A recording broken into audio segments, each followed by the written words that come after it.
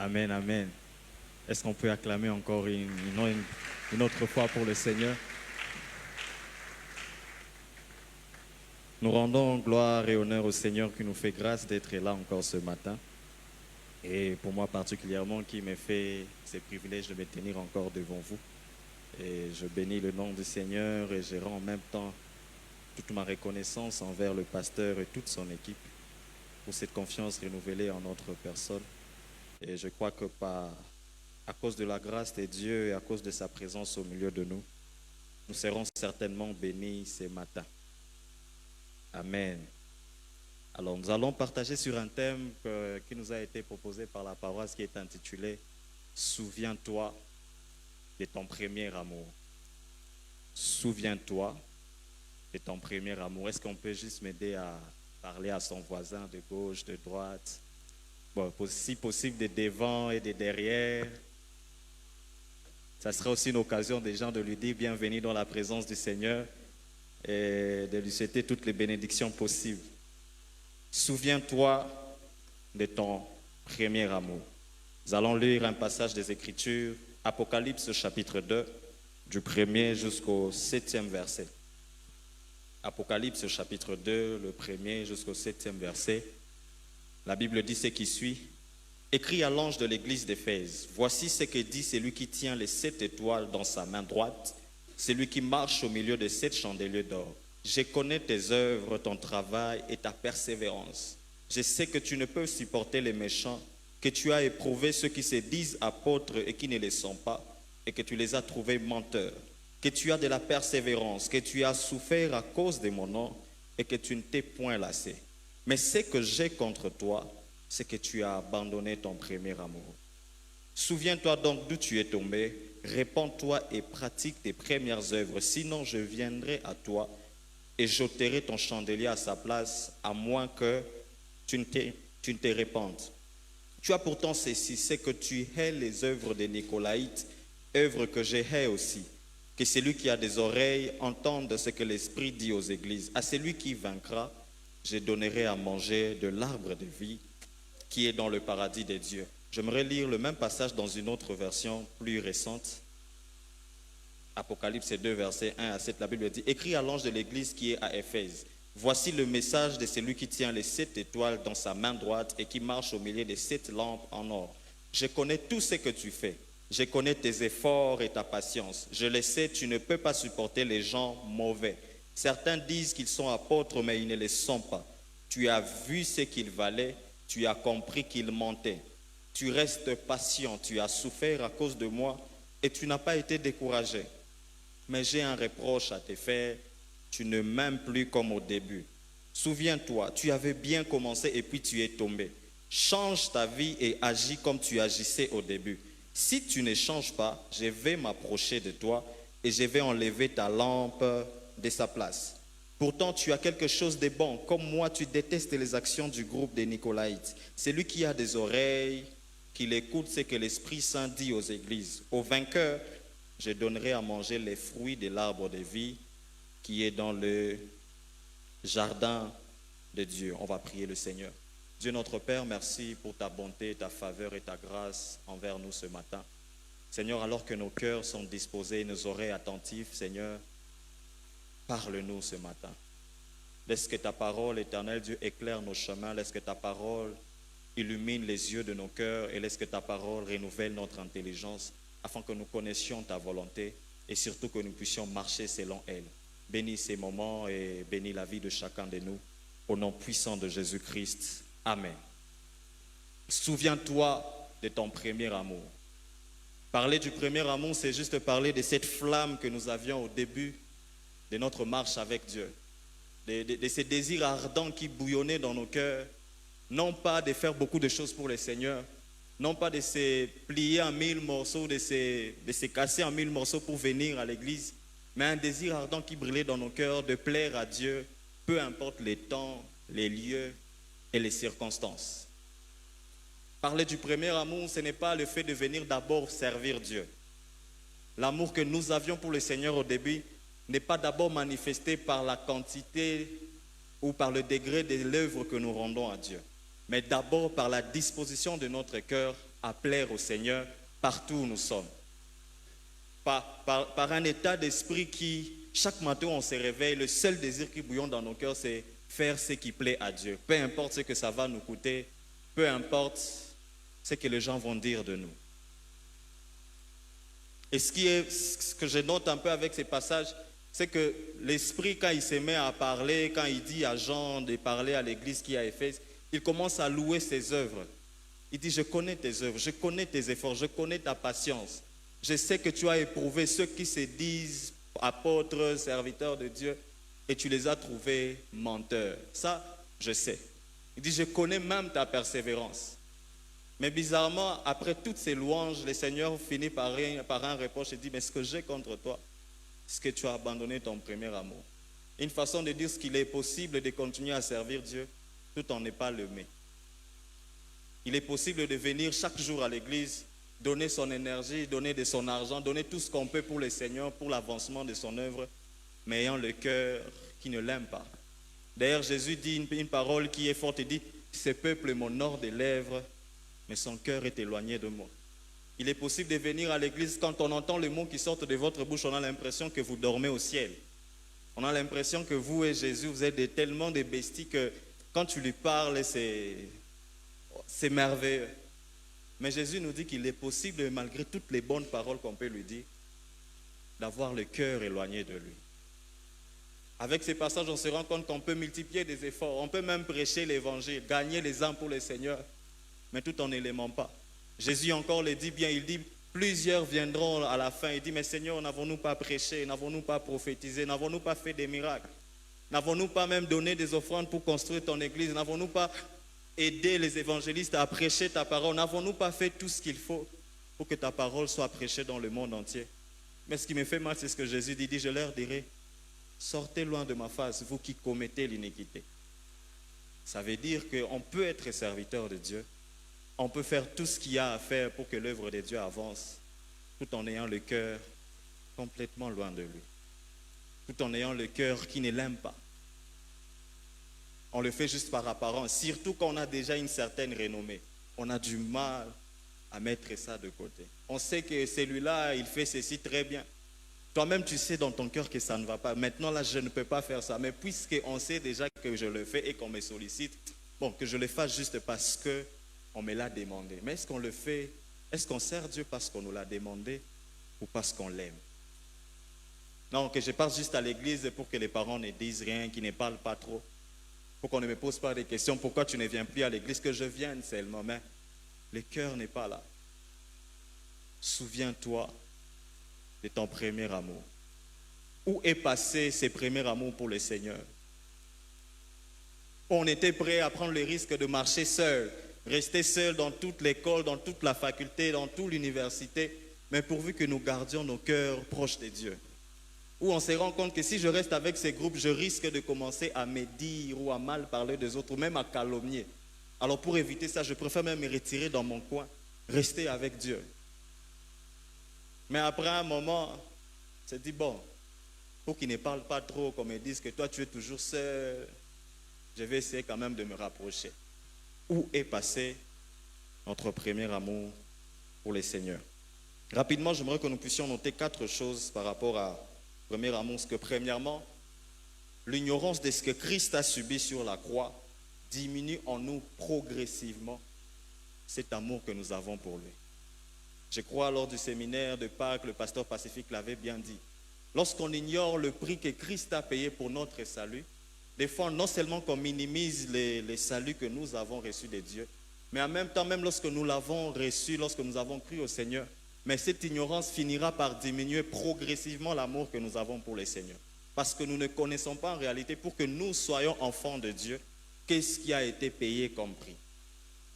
Paul le dit aux Philippiens, il dit, ayez le même sentiment qui était en Jésus-Christ, lequel était semblable à Dieu. Il n'a pas vu cela comme une proie arrachée.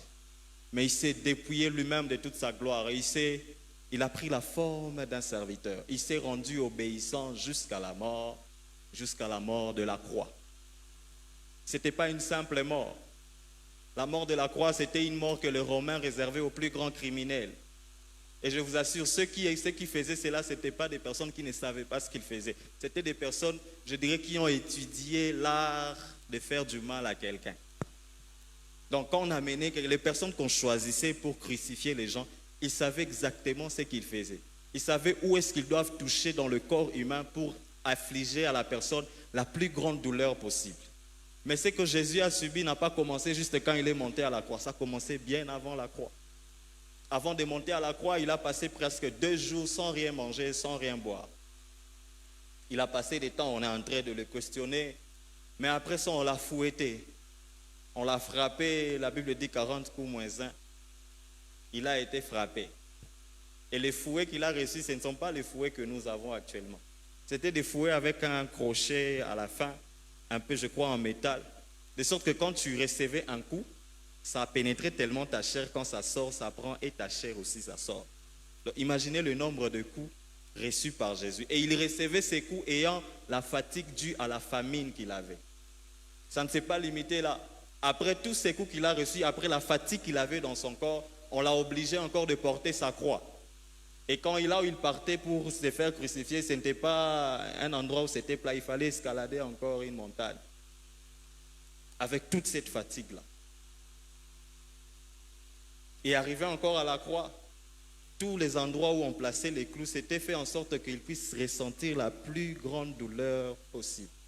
Pendant des heures sur la croix, tout le poids de son corps était supporté juste par les clous qu'on avait mis sur ses mains. De sorte que plus il était là à la croix, il ne faisait qu'étouffer. Et même chaque mot, chaque parole que Jésus prononçait à la croix, il devait utiliser le peu de force qui lui restait. Mais il a fait ça, pas pour lui. Pour nous qui sommes pécheurs. Pour nous qui avons péché contre lui.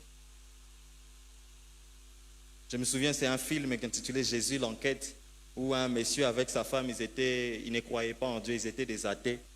Et après un moment, la femme du monsieur a fini par croire au travers d'une femme. Et quand son mari a vu comment sa femme changeait, il ne voulait pas accepter. Et il a dit à sa femme, ok, pour te montrer que toutes ces histoires-là de Jésus, des religions, c'est faux, moi-même, je vais faire des enquêtes pour prouver que c'est un mensonge. Et c'est comme ça qu'il a commencé à faire des enquêtes, il est parti chez les serviteurs de Dieu, on lui a expliqué, il dit, non, ces gens, c'est peut-être parce qu'ils croient, c'est pourquoi aussi il me dit ça. Il est allé jusqu'à voir un docteur pour qu'il lui parle un peu de la crucifixion. Et il lui pose la question, est-ce que ce serait possible que ses disciples ont plutôt menti, que Jésus en réalité n'était pas mort, mais ils ont juste monté un coup pour faire croire aux gens. Et le docteur lui dit ceci, il dit, écoute, apparemment tu ne comprends pas très bien de quoi on parle de la crucifixion. Il est impossible de survivre lorsqu'on passe par là. Il est impossible. Donc si tu penses que c'était un coup monté, il dit, je te rassure déjà que ce n'était pas un coup monté. Ce que l'on dit dans la Bible à propos de Jésus, c'est qu'il a subi, c'est vraiment réel.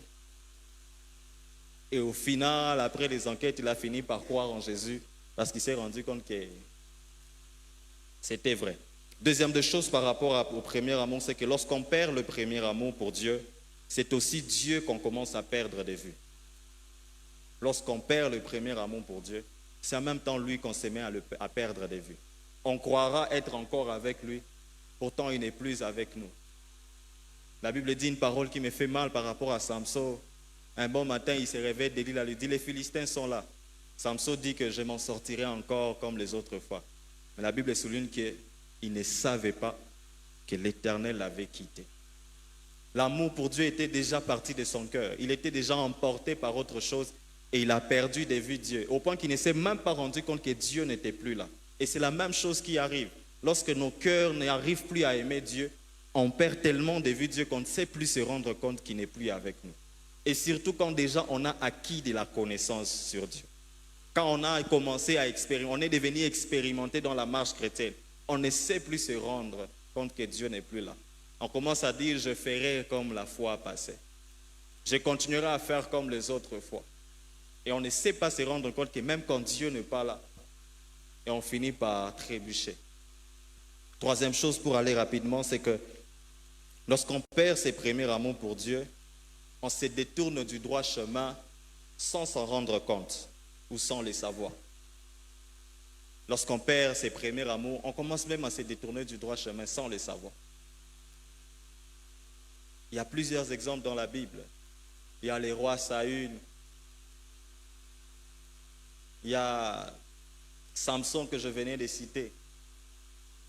Et il y a peut-être quelqu'un aussi ce matin qui a commencé déjà à se détourner du droit chemin, mais ne sait même pas s'en rendre compte. Et la quatrième des choses par rapport au premier amour, c'est que lorsqu'on perd le premier amour pour Dieu, on finit par devenir un aveugle spirituel. On devient aveugle complètement. On croit voir, mais pourtant nous sommes des aveugles. Comme Jésus disait aux pharisiens, ce sont des aveugles qui veulent conduire d'autres aveugles. Ils croient connaître la justice, pourtant ils se sont complètement détournés de la justice. Ils croient connaître la vérité, pourtant ils combattent la vérité. Ils croient être vrais, pourtant ils sont dans le faux depuis le commencement. Mais chaque jour, ils font pour l'apparence des longues prières, des longs services, beaucoup d'actes pour chercher à montrer que c'est nous les serviteurs de Dieu, c'est nous qui avons été consacrés par le Seigneur. Mais ils sont devenus des aveugles, au point que même l'accomplissement de ce que les prophètes ont annoncé que le Messie devrait venir, il était sous leurs yeux, mais ils étaient incapables de le reconnaître. Les spécialistes de la loi n'ont pas reconnu le Messie, mais même ceux qui ne connaissaient même pas ce qui était dit sur lui l'ont reconnu. Ceux qui connaissaient avec exactitude ce qui était dit sur le Messie, lorsque le Messie était devant eux, ils n'ont pas su le voir. Pourquoi? Parce que dans leur cœur, il n'y avait plus cet amour pour Dieu. Ils voulaient juste faire des choses parce qu'ils avaient ces noms ou ces titres qu'ils avaient. Les Messies étaient là, au milieu d'eux, il a marché avec eux, il a mangé avec eux, mais ils ne l'ont pas reconnu. Serait-il possible que quelquefois le Seigneur vienne toquer à notre porte, mais on ne sait pas le reconnaître, on ne sait plus le reconnaître parce que nos cœurs ne l'aiment plus, parce que nous sommes devenus insensibles à sa voix. Il y a une histoire qui a longtemps circulé pendant un moment sur WhatsApp, où on dit qu'il y avait une femme dans un village avec son enfant, et un jour, quand son bébé a dormi, elle est sortie, elle est allée au puits pour puiser de l'eau. Et en revenant, elle trouve autour de sa maison beaucoup de gens. Et qu'est-ce qui se passe? La maison est en train de brûler. Elle dit, mon enfant est à l'intérieur. Il dit, mais madame, si tu entres, tu seras brûlée. Elle dit, je m'en fous, je dois sauver mon enfant. Elle est entrée dans le feu, elle a sauvé son enfant, elle est sortie. Mais elle n'est pas restée sans conséquence. Elle était brûlée, une partie de son corps. Mais quand même, elle a sauvé son enfant parce qu'elle aimait son enfant.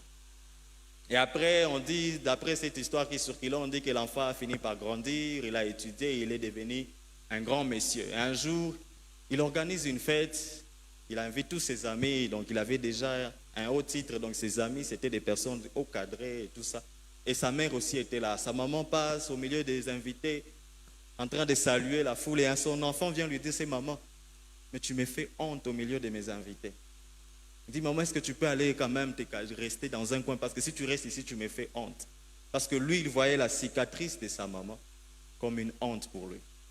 Pourtant, il ne sait pas que si sa maman n'avait pas pris ces risques, cette cicatrice-là, c'est pour lui sauver la vie. N'est-ce pas là aussi des fois notre attitude? La croix devient des fois une honte pour nous. Dire que j'appartiens à Dieu devient comme une honte. Pourtant, Christ a gardé les cicatrices de clous justement pour nous dire que ces clous-là, c'est pour te sauver toi. Pourtant, il a gardé certaines cicatrices de sa crucifixion, juste pour nous dire que c'est pour te sauver. Mais maintenant que nous sommes sauvés, nous commençons à avoir honte de celui qui nous a aimés plus que tout. Nous commençons à avoir honte de celui qui a donné sa vie pour notre salut.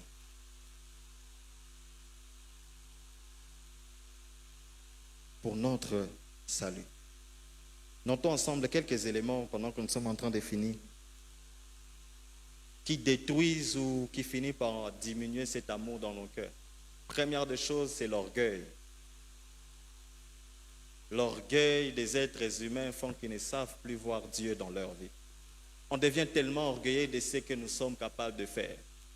Des fois, nous sommes même orgueilleux de ce que Dieu a fait de nous. Nous sommes orgueilleux parce que Dieu nous a bénis, nous oublions d'où est-ce que nous avons commencé, d'où est-ce que nous sommes venus. Certains deviennent orgueilleux lorsque Dieu a exaucé leurs prières. Il y a des gens qui oublient le chemin de l'église depuis le jour où Dieu a exaucé sa prière de lui donner un bon travail. Lui qui ne faisait pas du sport, du coup, il commence à faire le sport les dimanches à l'heure du culte. Et quand vous lui dites que mon frère, c'est non, on a un club là, on doit aller faire du sport. Mais pourtant, tu ne faisais pas, avant que tu n'aies ce travail, ton sport, c'était la prière à l'église. Tu venais lundi jusqu'au dimanche, tu étais toujours là. Même quand le culte se termine, on te dit, est-ce qu'on peut rentrer? Non, non, je dois encore prier un peu. Je sens dans mon cœur que je dois prier. Mais du coup, quand le travail est venu, on oublie le chemin de l'église. Là encore, bon, on peut admettre, mais certains oublient même la prière. Même prier chez lui, c'est devenu compliqué. Lui qui se réveille chaque matin, il se met à prier. Du coup, il y a le travail. Non, je suis en retard. Bon, Seigneur, on a dû avioter. Amen, on y va. Et petit à petit, on commence à perdre de vue Dieu. Des fois, il y a l'orgueil des richesses. Jésus dit, voici comment il est difficile pour un riche d'entrer dans la vie éternelle. Et il dit même ce qui est fort, il dit, il est plus facile à un chameau d'entrer par les trous d'une aiguille qu'à un riche d'accéder à la vie. En réalité, la richesse n'a pas de problème. Mais Jésus ajoute en disant que c'est lui qui s'attache à ses richesses, celui-là aura du mal à accéder à la vie. Et il donne même une parabole, il dit, il y avait un homme qui a moissonné et ses greniers étaient remplis. Après, il dit à son âme, oh mon âme, repose-toi parce que tu as assez pour manger. Et Jésus dit, homme insensé, ne sais-tu pas que même cette nuit-là, tu peux mourir et puis tous ces biens-là que tu as, ça va partir. D'ailleurs, après toi, ça va créer des problèmes dans la famille, les gens vont commencer à se disputer. Et comme nous sommes à Goma, certains risquent de se tuer parce que tu as acquis tellement de richesses dans la famille. Mais après ça servira à quoi? Et savez-vous que nous allons tout laisser sur terre? Même quand on va enterrer là, on va laisser tout ça. Peu importe ce que nous aurons dans nos comptes en banque, dans nos poches, partout, nous ne quitterons pas la terre avec. Arrêtons d'être orgueilleux. Des fois, quand nous devenons trop orgueilleux, il y a tellement d'orgueil qui remplit nos cœurs. On ne sait plus voir Dieu. On perd de vue cet amour que nous avions pour lui. On se croit du coup capable par nous-mêmes. On a oublié qu'au début, nous tremblions. Jésus fait ces reproches-là à Saül. Saül, quand on le dénomme roi, au début, quand on voulait le montrer au peuple, la Bible dit qu'il allait se cacher dans un carton. Il a fui, il tremblait tellement parce qu'il se voyait tout petit. Il s'est dit, mais moi, le petit Saül, comment je puis diriger ce peuple? Mais après un moment, au fur et à mesure qu'il a commencé à diriger, lui qui cherchait à tout prix à connaître d'abord ce que Dieu disait avant d'agir, il commence à se permettre de faire par lui-même. Ils partent en guerre, Samuel lui dit, ne fais rien tant que je ne suis pas arrivé, parce qu'avant de combattre, on doit d'abord offrir à Dieu un sacrifice. Il se met à la guerre, champ de bataille, ils sont là, il attend, il dit, ah, on risque de nous battre ici, Samuel, je ne sais pas ce qu'il est devenu, bon, je vais faire, il prend les sacrifices, il commence, il sacrifie. Quand Samuel, et bizarrement, ce genre de choses, c'est justement quand on commence à perdre patience que des fois la chose commence à arriver. Quand on se dit, ah, le chemin en question est trop long, et puis on se rend compte que nous sommes arrivés. Bizarrement, juste quand il a perdu patience, il sacrifie comme ça, et puis Samuel apparaît. Et il dit, Saül, qu'est-ce que tu as fait? Au lieu même de trembler comme avant pour dire à Dieu, Seigneur, pardonne-moi, il dit, non, j'ai vu que tu venais en retard. Tu étais en retard, alors je me suis dit que non, je vais faire le sacrifice. Moi aussi, d'ailleurs, je suis aussi roi, je suis choisi par Dieu. J'ai fait le sacrifice, alors on va aller combattre. Samuel lui dit, mais pourquoi tu as fait cela? Pourquoi tu as désobéi à Dieu? Il dit, parce que tu as fait cela, le Seigneur va t'arracher la royauté. Bien-aimés dans le Seigneur, ne prenons pas le risque de perdre ce qui a fait notre force au départ. Parce que ça risque aussi de nous faire perdre ce qu'on a reçu de la part de Dieu. Lui qui était roi, choisi par Dieu, il n'y pensait même pas. Mais il a fini par perdre cela parce que son cœur s'est levé. Il y a un autre roi, je crois que c'est Josias ou Osias, je ne me rappelle pas. La Bible dit qu'il était roi à 8 ans. Et quand il était jeune, il a appliqué son cœur à rechercher l'Éternel, à plaire à Dieu. Il a bâti tous les hauts lieux qu'on avait bâtis en Israël, il a détruit cela. Mais la Bible dit que lorsqu'il fut puissant, son cœur s'éleva pour le perdre. Lui qui au départ s'est mis à rechercher Dieu, il s'est dit non Seigneur, je suis trop jeune, je ne peux pas y arriver. Mais quand Dieu a commencé à l'élever, il l'a rendu très puissant. Son cœur s'est levé. Il n'a plus eu le temps de chercher Dieu. Et finalement, il s'est perdu. Lui qui avait détruit les hauts lieux, il a commencé à rebâtir les hauts lieux en Israël. Et finalement, il a mal fini sa course et il a amené des problèmes en Israël. Où est passé notre premier amour? Ne laissons pas l'orgueil venir prendre place dans nos cœurs parce que ça nous détruira. L'Éternel résiste aux orgueilleux. Ne laissons pas ce monde nous faire croire que nous pouvons nous suffire à nous-mêmes. Il n'y a qu'un seul qui se suffit à lui-même, c'est Jésus. Il n'y a que lui qui est El Shaddai, le Dieu tout suffisant. À part lui, il n'y a personne d'autre. Alors si nous sommes venus vers Dieu pour recevoir ce que nous avons reçu, pourquoi nous enorgueillir comme si nous l'avons reçu par nous-mêmes? Qu'est-ce que tu as que tu n'as pas reçu de l'Éternel? L'orgueil fait cela dans nos vies, nous fait diminuer le premier amour. Deuxième de chose, c'est le manque ou la perte de l'intentionnalité dans notre marche avec Dieu. Le manque d'intentionnalité. Cette chose vient souvent quand nous commençons à prendre pour acquis certaines choses que nous avons reçues peut-être par grâce ou que nous devons travailler pour garder cela. C'est-à-dire on a tellement tout fait, on a été tellement intentionnel dans toutes nos actions pour recevoir une chose, mais quand on l'a reçue, on perd cette intention-là que nous avions au départ. Ça se manifeste surtout dans les relations. Et je vais encore plus particulariser des relations amoureuses surtout. Heureusement, il y a des parents ici et tout ça. On va revenir un peu à la vieille époque quand il n'y avait pas Internet, il n'y avait pas WhatsApp.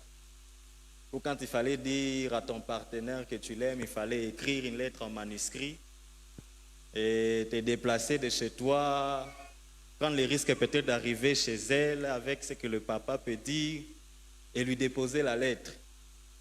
Je me dis, si aujourd'hui il n'y avait pas Internet, je crois que dès le départ, les relations allaient s'arrêter. Parce que de toute façon, les gens écrivent aujourd'hui, c'est compliqué. Des fois, tu lis les Français, tu te dis, mais qu'est-ce qu'ils voulaient dire finalement? Tu te demandes, bon, est-ce que on a tellement perdu les règles de grammaire que des fois, ça devient compliqué. Je me rappelle quand les diplômes sont sortis, il y a une blague qui a circulé sur WhatsApp. Quelqu'un écrit, il dit, grand frère, je n'ai pas eu un diplôme. Et son grand frère dit, même l'année prochaine, tu vas échouer.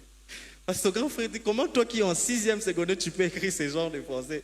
Donc, alors je me dis, s'il fallait encore exprimer son amour en manuscrit aujourd'hui, ça serait compliqué. Mais seulement ce que j'aimerais souligner, c'est que des fois, quand on est tombé amoureux ou amoureuse de la personne, on est tellement intentionnel dans chaque action que nous posons parce que l'on veut que cet amour que nous avons pour la personne aussi ressente ça et puisse nous aimer en retour de la même manière. Mais le problème de fois, c'est qui tue, c'est que lorsque maintenant la personne a dit oui, ça disparaît. Chaque matin, il fallait un poème, un long message. Des fois, on se demande si c'est vrai, mais bon, on ne sait pas. Dieu seul sait. Mais du coup, quand il a dit oui, ça commence à disparaître. Bon, elle est là, non, il est là. Au début, quand on a commencé les sorties, à tout moment, il fallait des photos, il fallait. Donc, on était tellement intentionnel dans chaque geste que nous posons, dans chaque parole, dans chaque action posée, parce qu'on veut garder, on veut maintenir ce qu'on a reçu. Mais au fil du temps, lorsqu'on a reçu cela, on a gagné cela, cette intention se met à diminuer progressivement. Et c'est parmi les choses qui détruisent des relations humaines. Ça, de toutes les façons, il est là, Wapi. Bon, on est déjà marié, non, où est-ce qu'il va partir? Tu oublies qu'il peut rester là, mais deuxième regard. Il y a peut-être quelqu'un qui vient de nulle part, il commence à offrir à la personne ce que toi, tu n'offres plus. Il peut peut-être se dire que bon, on est marié, je suis enfant de Dieu, je ne peux pas divorcer, mais son cœur va commencer à partir. Alors j'aimerais juste ouvrir une parenthèse disant que aussi longtemps que vous le pouvez, selon les moyens que vous avez, continuez à être intentionnel dans vos relations. Ça va les maintenir, ça va les garder, ça va aller encore grandissant. Avec le temps, ça continuera à être encore plus fort. Même les relations amicales, continuons à être intentionnels. Et cela arrive même dans la marche avec Dieu. Quand on vient de rencontrer Dieu, on est intentionnel derrière chaque geste que nous posons. On est intentionnel derrière chaque parole, chaque chose que nous faisons au quotidien. On veut tellement connaître Dieu, on veut tellement être près de Dieu, on veut tellement vivre la vie que Dieu nous a donnée qu'on fait tout pour recevoir cela. Mais après, quand il a commencé à voir maintenant ces petites manifestations-là de la grâce de Dieu, on commence à perdre aussi cette intentionnalité. Nous qui commencions à nous réveiller, tu sacrifies ton sommeil pour dire qu'à 5 heures, je dois prier le Seigneur. Malgré le sommeil, tu pries. Mieux vaut dormir même en priant, mais pas ne pas prier. Et du coup, quand on est devenu expérimenté, si je peux le dire ainsi, on ne sait plus prier.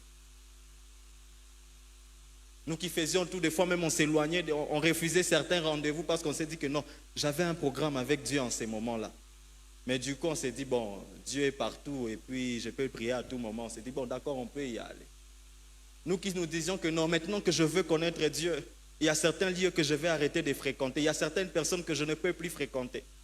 Parce que je veux garder cette vie-là que le Seigneur m'a donnée. On est tellement amoureux de Dieu qu'on s'est dit, Seigneur, chaque matin, Seigneur, montre-moi, qu'est-ce que tu veux que je fasse pour que je devienne encore plus près de toi. Tellement intentionnel. Mais après, quand cette intimité-là commence à se ressentir dans nos cœurs, l'intention commence à se perdre. Du coup, on passe un jour sans lire la Bible. On s'est dit, bon, je vais prier, je vais faire ça demain. 2 jours, 3 jours, 4 jours, et le temps commence à passer. Et on revient encore au départ. On a perdu certains caractères parce qu'on s'est rapproché de Dieu. Mais du coup, quand on a commencé à avoir les caractères de Dieu en nous, on s'est dit que bon, là ça va, je vais un peu diminuer. On oublie que plus on s'éloigne de Dieu, les vieils hommes reprennent de la force.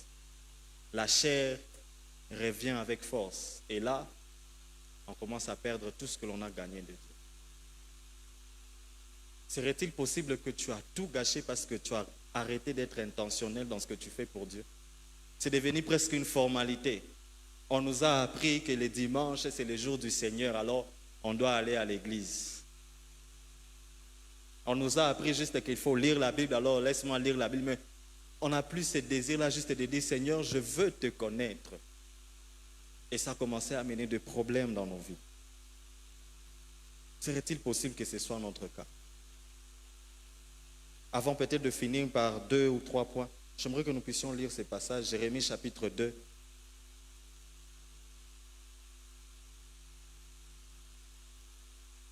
Jérémie chapitre 2, on peut juste lire du 1er jusqu'au 13e verset où on va se limiter quelque part. Jérémie chapitre 2, le 1er jusqu'au 13e verset. La parole de l'Éternel me fut adressée en ces mots. Va et crie aux oreilles de Jérusalem. Ainsi parle l'Éternel. Je me souviens de ton amour lorsque tu étais jeune, de ton affection lorsque tu étais fiancé, quand tu me suivais au désert, dans une terre inculte. Dieu dit à Jérusalem, je me souviens de ces premiers jours-là, quand tu étais encore jeune. Je me rappelle de ces moments-là où tu me suivais partout, même dans les déserts, tu étais prêt à me suivre, tant que c'est moi qui étais là. Il dit, Israël était consacré à l'Éternel, il était les prémices de son revenu. Tous ceux qui en mangeaient se rendaient coupables et les malheurs fondaient sur eux, dit l'Éternel. Écoutez la parole de l'Éternel, maison de Jacob, et vous, toute famille de la maison d'Israël. Ainsi parle l'Éternel. Quelle iniquité vos pères ont-ils trouvé en moi pour s'éloigner de moi et pour aller après des choses des néants et n'être eux-mêmes que néants? Ils n'ont pas dit où est l'Éternel qui nous a fait monter du pays d'Égypte, qui nous a conduits dans le désert, dans une terre aride et pleine de fosses, dans une terre où règne la sécheresse et l'ombre de la mort, dans une terre par où personne ne passe et où n'habite aucun homme. Je vous ai fait venir dans un pays semblable à un verger pour que vous en mangiez les fruits et les meilleures productions, mais vous êtes venus et vous avez souillé mon pays et vous avez fait de mon héritage une abomination. On peut même s'arrêter par là. Dieu dit à Israël, je me rappelle de comment tu m'aimais à l'époque. Et à cause de cet amour, voilà ce que j'ai fait pour toi. Je t'ai donné un pays semblable à un verger pour que tu en jouisses. Mais lorsque tu es venu dans mon pays, au lieu de jouir de cela, au lieu de continuer à m'aimer afin de bénéficier de toutes mes grâces, tu as plutôt souillé mon pays. Je t'ai offert quelque chose de bon, un pays où tu n'as pas eu à cultiver pour recevoir de la moisson. Tu n'as pas eu à travailler pour avoir les plus grandes richesses du pays. Tu les as trouvées, je te les ai données comme ça, gratuitement. Mais qu'est-ce que tu en as fait? L'Éternel dit, je me souviens, Israël était consacré à l'Éternel. Mais après la consécration est partie. Si vous lisez la suite, vous vous rendez compte, il dit même vos prophètes, ils ont prophétisé au nom des Baals. Vos sacrificateurs, ce n'est plus en mon nom. Vous vous êtes prostitués en mettant des hauts lieux partout. Vous avez commencé à courir derrière de faux dieux. Dieu ajoute même en disant, avez-vous déjà vu un peuple abandonner son Dieu? Allez voir les Indiens, tous les dieux qu'ils ont. Pour qu'ils l'abandonnent, ça c'est compliqué. Mais pourtant, ce sont des faux dieux. Il dit, avez-vous vu les nations autour de nous? Allez voir même vos nations voisines. Avez-vous déjà vu un peuple abandonner son Dieu alors que ce n'est même pas un vrai Dieu? Et vous qui m'avez connu, pourquoi m'avez-vous abandonné? Mais Israël, tu m'as abandonné pour courir derrière le bois, derrière la pierre, et tu as dit que c'est ça ton Dieu. Pourquoi as-tu fait cela? Frères et sœurs, qu'est-ce que nous ne pouvons pas trouver en Dieu que nous trouvons dans ce monde? De quoi avons-nous besoin? Quel est le bonheur que nous recherchons dans ce monde que nous ne pouvons pas trouver en Dieu? Tout ce dont nous avons besoin, tout ce que le cœur a besoin, se trouve en Dieu et en Dieu seul. Si nous avons besoin du pain, Jésus est la manne qui tombe du ciel. Il est le pain de vie. Si nous avons soif, il est celui qui donne la vie et c'est lui qui donne l'eau de la vie. Et cette eau devient en nous une source d'eau vive qui jaillit jusque dans la vie éternelle. Nous avons besoin de la paix. Il est le prince de paix. Qu'avons-nous besoin? Tout se trouve en Jésus. Il est le Dieu fidèle en tout temps. Qu'est-ce qui nous dérange? Qu'est-ce qui ronge nos cœurs? Sommes-nous brisés par les coups de la vie? Il n'y a que Jésus qui console. La Bible dit que l'Éternel est près de ceux qui ont le cœur brisé, il pense leurs blessures.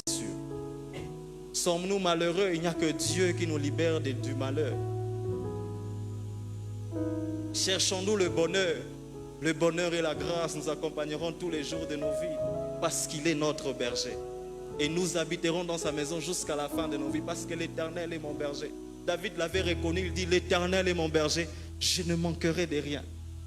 Passons-nous par la vallée de l'ombre de la mort, ne craignons rien parce qu'il est avec nous. Sommes-nous dans les ténèbres? Il est la lumière du monde.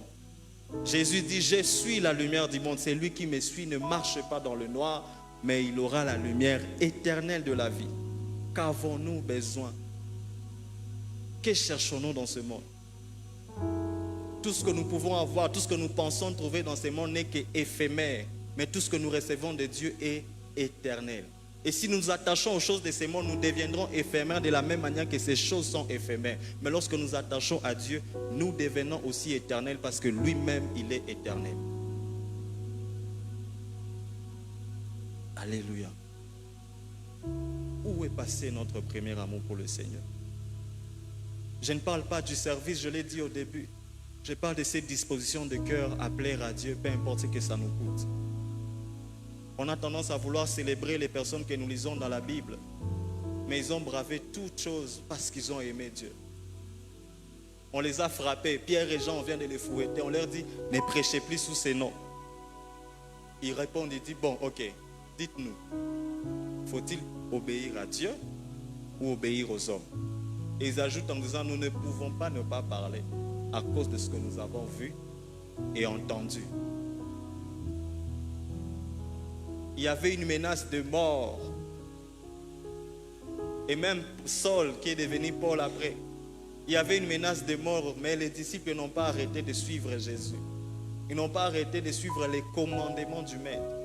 Quand je parle de retrouver son premier amour, je parle du désir de demeurer dans sa parole, dans sa présence, peu importe ce que ça nous coûte. D'obéir à ses voix à chaque instant. Et ce n'est qu'en lui que nous trouverons le vrai bonheur. Ce n'est qu'en lui que nous trouverons la vraie joie. Ce n'est qu'en lui que nous trouverons tout ce dont nous avons besoin pour être heureux dans ce monde. Retenons juste trois choses. Comment faire alors si l'on veut retrouver ses premiers amours? Première de choses, je vais aller rapidement vu que mon temps est déjà fini. Je vais aller rapidement. Premièrement, c'est que l'Esprit dit à l'église d'Éphèse, souviens-toi d'où tu es tombé. Rappelle-toi, quand est-ce que ça a commencé? Quand est-ce que ça a commencé à diminuer, à sortir de ton cœur? Quand est-ce que tu as commencé à aimer Dieu de moins en moins? Quand est-ce que ça a commencé? C'est là d'abord la première étape. Parce que si tu ne te souviens pas de cela, ça deviendra compliqué. Ou alors, si au moins tu ne te souviens pas précisément, mais est-ce que tu reconnais au moins qu'il n'y en a plus dans ton cœur? Souviens-toi d'où tu es tombé. Souviens-toi quand est-ce que cet amour a commencé à diminuer. Si tu te souviens de cela, deuxièmement, il faudrait croire alors en l'amour, à la compassion et à la miséricorde de Dieu. Croire que même si je me suis détourné de Dieu, si je reviens vers lui de tout mon cœur, il m'ouvrira encore la porte. Si l'on ne sait plus croire à l'amour de Dieu, on aura même du mal à nous repentir. Si on ne croit plus en la bonté de Dieu, on ne saura pas se rapprocher de lui. Si l'on croit que Dieu ne va plus nous accueillir, on ne saura plus. Ce qui nous ramène de Dieu, c'est de dire que même si je me suis détourné de Dieu, lorsque je viens vers lui pour me repentir, il m'accueillera à nouveau à cause de son amour. Il m'accueillera à nouveau.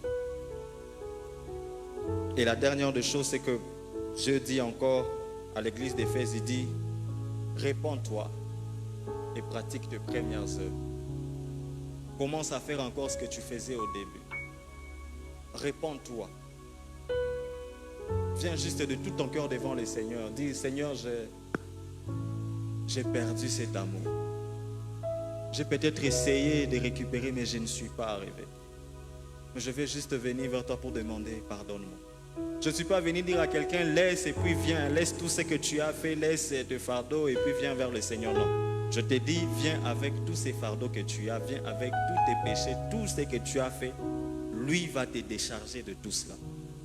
Parce que de nous-mêmes, on ne peut pas. Viens tel que tu es. Ce n'est que Jésus qui te libérera de tout cela. De tous ces poids qui a pesé, qui a écrasé ton cœur. Il n'y a que lui qui te libérera de cela. Viens tel que tu es.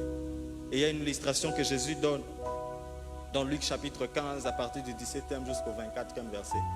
Le fils prodigue, le fils qui a demandé son héritage à son père et qui finalement est allé tout dilapider, la Bible souligne, en vivant dans la débauche.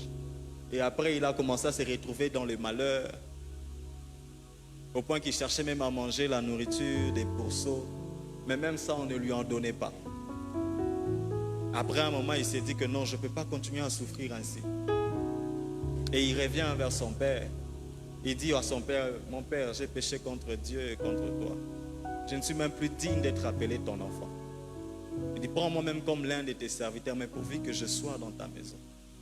Et la Bible dit que quand il a fini à parler, son père a appelé les serviteurs disant que voici mon fils, revêtez-lui de la plus belle robe, allez tuer un animal, on va faire la fête. Parce que mon fils que voici était mort, mais il est revenu à la vie. Il était perdu, mais il a été retrouvé.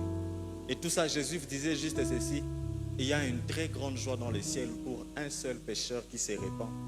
Et pour 99 justes qui n'ont pas besoin de repentance. Un seul pécheur crée beaucoup de joie dans le ciel. Et quand nous revenons vers Dieu de tous nos cœurs, il ne tient pas compte de nos iniquités, mais il nous traite selon son amour, sa grâce et sa grande miséricorde. Mais il faut revenir vers lui de tout son cœur. Alléluia. Tu es peut-être là, tu as essayé par tes propres efforts, ça n'a pas marché. Ce n'est pas encore fini, il y a encore une solution. Ça a pris peut-être du temps, tu as essayé, tu as réessayé, ça n'a pas marché. Mais il reste encore du temps. L'amour de Dieu est un peu comparable à l'amour des mères ou des mamans. Je me rappelle une période quand j'étais enfant, j'ai joué avec une boîte de conserve. Et la façon dont on avait ouvert, il y avait comme une extension que je voulais complètement arracher. Alors j'avais fait l'erreur de mettre ça sous mon pied et de vouloir tirer comme ça. Or, quand j'étais là, ma mère était juste à côté avec une de ses amies, était en train de parler. Elle m'a vu faire ça, elle m'a même interdit. Fais attention, tu risques de te blesser. J'ai fait semblant comme si j'allais laisser et j'ai continué à faire ce que je faisais. Et au final, en faisant cela, ça finit par me blesser. Ça m'a vraiment coupé, il y avait une très grande plaie. Les sangs commençaient à couler. Et là, j'ai commencé à me dire, bon, maman m'avait interdit. Si je vais vers elle, ne va-t-elle pas me frapper au lieu d'abord de régler le problème de la plaie? Et au lieu de venir vers ma mère, j'ai commencé à rester dans mon coin. J'ai commencé à pleurer par moi-même. J'ai même eu peur de sortir de là. Je ne voulais pas qu'elle s'en rende compte. Mais ce qui est bizarre, c'était son ami qui a remarqué que j'étais blessé. Elle dit, mais l'enfant est blessé, le sang est en train de couler. Quand maman me voit, au lieu même de crier pour moi, elle criait sur moi, mais tout en me prenant, m'amenant au robinet, commençait à laver mes pieds, chercher à régler le problème. Je dis, mais qu'est-ce qui se passe? C'est récemment, je crois l'année passée, que ça m'est un peu revenu à la tête. Et je crois que c'est le Seigneur qui voulait juste me faire comprendre son amour. Parce que des fois, même lorsque nous sommes conscients que nous avons désobéi à Dieu, il nous arrive d'avoir peur, de dire, mais si je reviens vers Dieu, ne va-t-il pas me frapper au lieu de régler le problème? Ne va-t-il pas gronder sur moi? Mais de la même manière que ma mère a pris d'abord le soin de régler le problème, j'aimerais juste te dire à quelqu'un, lorsqu'on revient vers Dieu, il règle avant tout le problème. Il ne garde pas sa colère éternellement, non. Il règle d'abord le problème. Alors n'hésite pas, ne laisse pas l'ennemi te faire croire que Dieu est tellement méchant qu'il va te frapper. Non, il est amour. Il a manifesté son amour depuis la croix. La Bible dit que Dieu prouve son amour envers nous. On sait que lorsque nous étions encore pécheurs, Christ est mort pour nous. Peu importe ce que tu as commis, peu importe ce que tu fais, il n'est pas encore trop tard. Alléluia. On va juste incliner nos têtes pendant quelques secondes, on va prier. Ulisema naposhindwa nikuite hivi leo, nakuita nisikie. Ulisema naposhindwa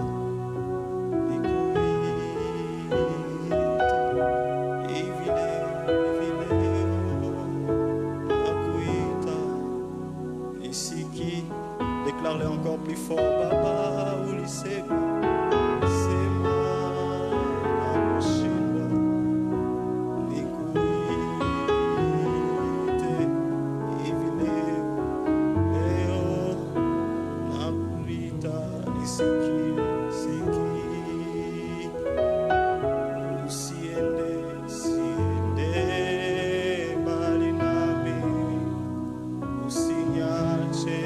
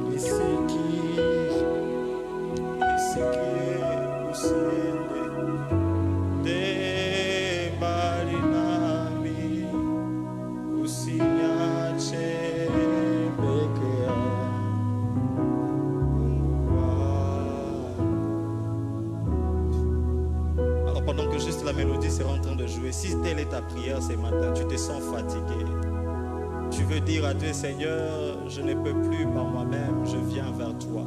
Là où tu es, tu vas juste te lever. Je vais inviter l'ancien Dieu Exauce qui va prier pour nous. Tu sais que tu es fatigué. Tu veux vraiment dire que c'est cantique est réellement le désir de ton cœur ce matin. Lève-toi juste là où tu es, nous allons prier ensemble. Lève-toi juste pour dire à Dieu, Seigneur, j'en peux plus. Tu as dit que si je ne peux plus par moi-même, que je vienne vers toi, que je fasse appel à toi. Est-ce que tu peux t'élever devant le Seigneur et nous allons prier ensemble? Tu reconnais dans ton cœur que tu es fatigué. Tu veux réellement dire à Dieu, Seigneur, j'ai essayé, je ne peux pas. J'ai essayé, je ne suis pas arrivé. Alors lève-toi dans la présence de Dieu, juste quelques secondes. Lève-toi et on va prier pour nous. Si c'est ta prière, lève-toi devant le Seigneur. Nous allons prier ensemble. Tu veux que l'Éternel intervienne. Tu veux que Dieu intervienne. Tu veux que Dieu te conduise totalement. Lève-toi devant le Seigneur et nous allons prier. Un Saint Exauce va élever sa voix et prier pour nous.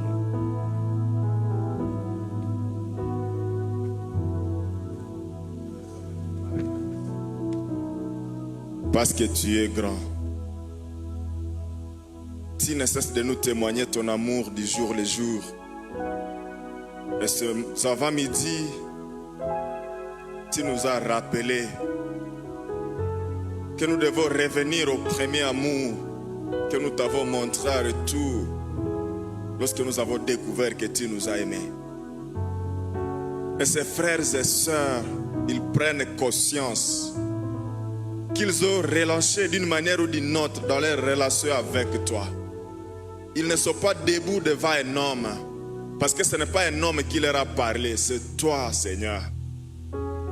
Esprit de puissance et d'autorité, de connaissance et de révélation. Merci pour ton œuvre dans la vie de chacun de nous. Dans la vie de cette église, nous sommes en train de te voir agir puissamment, parce que c'est toi qui nous convaincs du péché, de la justice et du jugement de Dieu. Ces bien-aimés qui se confient à toi dans la joie, je prie, Seigneur, que tu les fortifies. Tu connais là où ils ont broché. Tu connais là où ils ont besoin d'être soutenus par toi pour qu'ils reviennent à ce premier amour et qu'ils commencent à s'attacher davantage à toi. Seigneur, je prie que tu les fortifies, que tu les soutiennes, que tu les tiennes par la main et qu'ils sentent ton accompagnement. Au nom de Jésus-Christ, je suis en train de m'élever contre toute forme de puissance qui les a tirés par derrière pour les détacher de ton amour. Seigneur, laisse que cela échoue désormais dans leur vie. Au nom de Jésus-Christ. Merci Père, parce que cette œuvre que tu as commencée dans cette église, dans cette vie, dans la vie de cette sœur, dans la vie de ce frère, Seigneur, tu vas l'accomplir pour ta toute grande gloire. Sois béni et sois élevé, parce qu'au-delà de tout ce que nous te demandons, tu agis. Bénis ta parole dans nos cœurs. Même si nous ne nous sommes pas tous levés, chacun de nous ici présent a besoin de toi dans un domaine ou l'autre, parce que nous avons besoin de te plaire par-dessus tout. Que ton nom soit élevé et que ton nom soit béni, parce que nous croyons que tu nous combles de bien dans ta présence, dans le nom merveilleux de notre Seigneur et Sauveur Jésus-Christ. Amen. Merci.